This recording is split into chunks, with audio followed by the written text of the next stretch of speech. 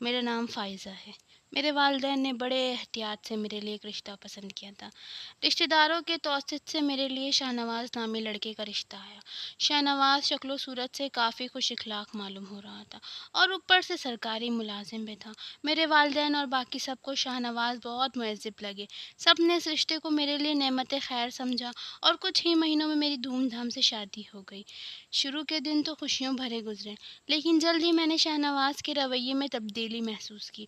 अब अक्सर रात को शाहनवाज़ देर से घर आता, बात-बात पर गुस्सा करता और कभी-कभी तो हाथ भी उठाता था। शुरू में मैंने ये समझा कि काम का दबाव है, मगर वक़्त के साथ सब हकीकत वाज़ेह होने लगी। शाहनवाज़ शराब पीने का आदी था। वो नशे में धुत होकर रात देर से घर आता और मुझे बेवजह मारा करता था। जब मैंने अपने ससुराल में शिकायत की तो उन्होंने साफ हाथ खड़े कर दिए और कहने लगे, मर्द ज़ात है, गुस्सा आ जाता है, तुम तो औरत हो, बर्दाश्त करो। मैंने अपने वालिदैन को कहा तो उन्होंने भी मुझे सब्र करने की तलकीन की और कहने लगे कि वक्त के साथ सब ठीक हो जाएगा। मगर हालात बद से बदतर होते गए। अब मोहल्ले में भी मेरी बदनामी होने लगी थी। लोग मुझ पर तरस खाते थे। एक रोज़ रात के 3 बजे होंगे जब शाहनवाज़ नशे की हालत में घर आया। आते ही मुझे मारने लगा और घर के बाहर निकाल दिया। मैं दरवाज़ा बजाती रही। ना तो मेरे ससुर ने दरवाज़ा खोला और ना ही मेरे सास ने।